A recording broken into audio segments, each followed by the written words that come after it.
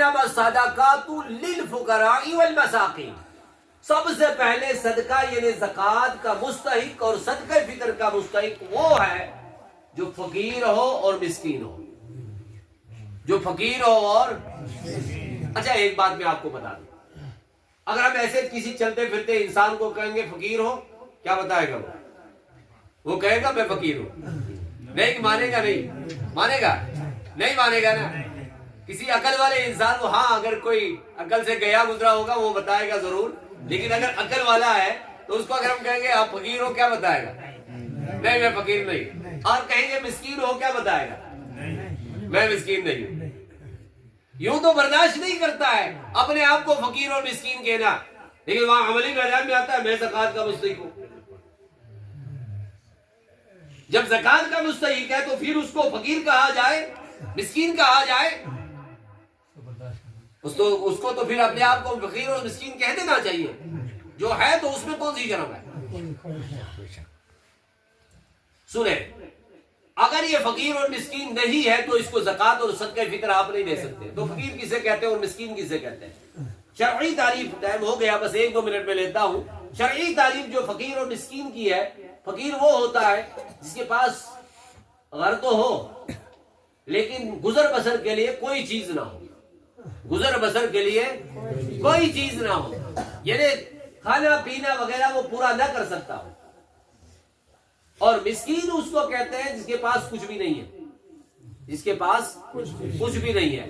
متعدد روایات ہیں، تو فقیر اور مسکین وہ ہے گویا کہ جن کے پاس کچھ ہے ہی نہیں، جن کے پاس کچھ تھوڑا بہت ہے وہ فقیر اور مسکین نہیں ہے۔ اور دوسرے جو مصارف ہیں آگے، اس میں ایک آتا ہے مدارس اسلامیہ، یعنی جو مدرسے ہیں، لیکن مدرسہ کون سا، یہ بھی بہت غور طلب بات ہے۔ آج کی ڈیٹ میں اس میں بھی تھوڑا سا پرابلم ہو جاتی ہے، تھوڑا سا معاملات ہو جاتے ہیں، چونکہ ہماری ذمہ داری بنتی ہے بات کہنا۔ تو مدارس اسلامیہ وہ مدرسے جہاں پر مقیم رہ کر کے قرآن پاک حفظ کرایا جاتا ہو، عالم بنایا جاتا ہو، فضیلت کرائی جاتی ہو، قاری بنایا جاتا ہو، ان کے بیٹھنے کا وغیرہ سب انتظام وہاں پر ہو، وہ مدرسے۔ جو مدرسہ جیسے اب صبح شام پڑھائیں گے تو اس میں زکوٰۃ نہیں لگتی، اس میں عشر نہیں لگتا ہے، اس میں فطرہ نہیں لگتا ہے، سمجھ آ گئی بات؟ یہ چیزیں سمجھنے کی۔ اب دوسری بات اور بھی ہے، کسی کے پاس 4 بچے ہیں، 5 بچے، 10 بچے، مدرسے میں ہر جگہ مدرسہ کھلا ہوا ہے، اس کو مدرسہ نہیں کہتے۔ 4 5 بچے 10 بچے تو ایک آدمی بھی ان کو چلا سکتا ہے، یہ کوئی بڑا مسئلہ ہے؟ تو یہ ٹرینڈ بنانا بھی جائز، یہ ٹرینڈ بنانا بھی بہتر نہیں ہے، یہ دین کے ساتھ مذاق ہے۔ مدارس کے جو ذمہ داران ہیں، ہماری بات ریکارڈ ہو رہی ہے، انشاءاللہ یہ سوشل میڈیا میں بھی آئے گی، مدارس کے جو ذمہ داران ہیں ان سے بھی میری ریکویسٹ ہے اس بات میں احتیاط کریں، ہم نے بھی قبر میں جانا ہے، ہر ایک نے قبر میں جانا ہے، وہاں حساب دینا ہوگا۔ تو آج سے ہم ایک عہد کریں گے، اپنی زکوٰۃ کو، صدقات، خیرات کو وہاں لگائیں گے جہاں اس کا لگنا بہتر ہے، جہاں وہ لگے قرآن اور حدیث کے مطابق۔ اگر خود کوئی بات سمجھ میں نہیں آتی، یہ مسئلے ایسے ہوتے ہیں جب پہلی بار انسان کوئی مسئلہ سنتا ہے نا وہ جلدی سمجھ نہیں آتا ہے، کوئی بات ذہن میں نہ آ جائے، کوئی بات سمجھ میں نہ آ جائے، آپ فون کر سکتے ہیں، ہمارا فون کنٹینیو آن رہتا ہے، دارالفتہ کا نمبر ہے اور کنٹینیو آن رہتا ہے، کبھی بھی آپ پوچھ سکتے ہیں، آپ کے حافظ صاحب ہمارے ساتھ کانٹیکٹ میں رہتے ہیں۔ یہ ضروری ہے علماء کے ساتھ رابطہ رکھیں۔ آج بڑے بڑے عجیب معاملات ہوتے ہیں، کوئی انسان نکلتا ہے قرآن کا اپنا ہی ترجمہ کر کے، ابھی میں سن رہا تھا ایک کلپ کی، قرآن پاک کا اپنا ہی ترجمہ، پھر اگلا جو فون کال ریکارڈنگ پہ اس کو کہہ رہا ہے کہ آپ مجھے بتائیں آیت، تو کہہ رہا نہیں آیت مجھے ذہن میں نہیں آتی، آیت ذہن میں نہیں آتی تو قرآن کا ہوا، آیت ذہن میں آ جائے تو قرآن ہوا نا۔ تو یہ لوگوں کو گمراہ کرنے کے طریقے ہیں، اللہ تعالیٰ رحم فرمائے اور گمراہوں سے ہمیں بچائے۔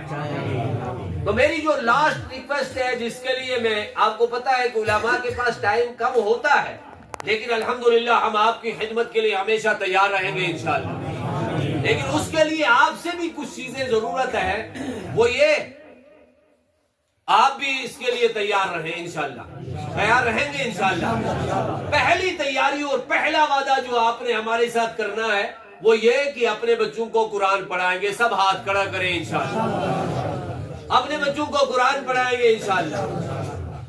بچوں میں صرف لڑکے نہیں آتے، لڑکیاں بھی آتی ہیں، یاد رکھنا۔ بچوں میں صرف لڑکے نہیں، لڑکیاں بھی آتی ہیں، لڑکیوں کو اور لڑکوں کو۔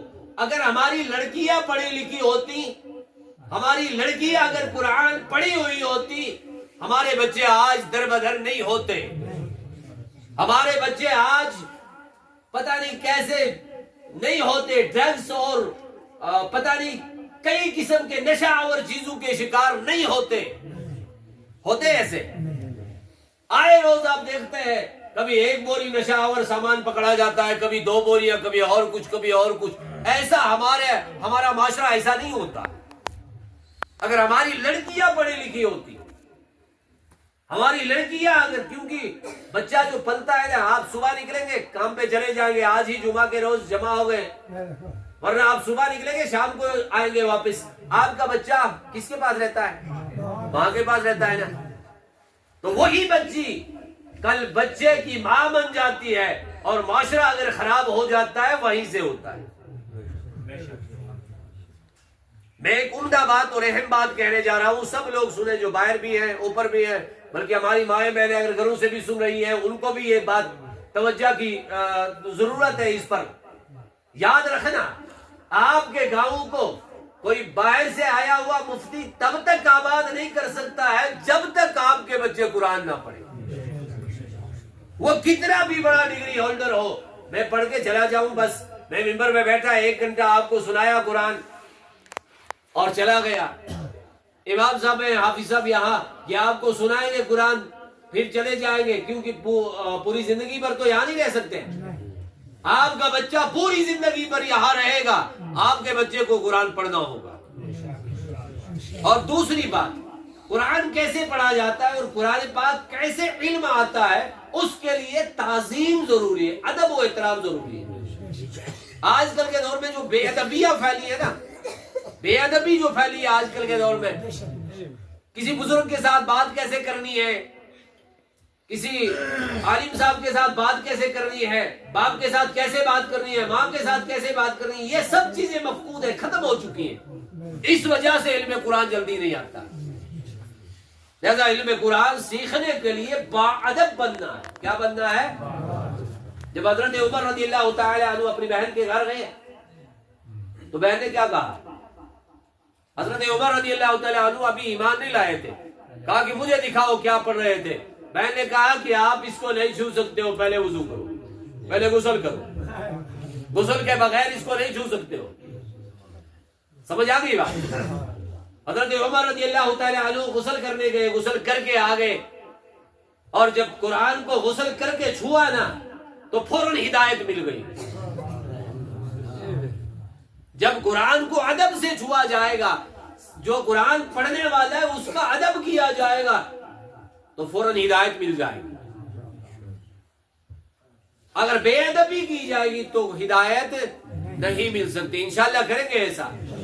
تو میری ریکویسٹ ہے پوری علاقے کے لوگوں سے، کچھ بچوں کو، کچھ لڑکوں کو اور کچھ لڑکیوں کو تیار کرو۔ لڑکیوں کا مدرسہ بھی ہمارا چلتا ہے اور لڑکوں کے مدرسے بھی ہمارے ہیں۔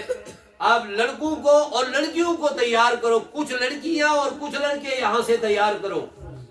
ان کو ہم باہر لے جائیں گے اپنے مدرسوں میں، اسٹیٹ سے باہر نہیں لینا ہے۔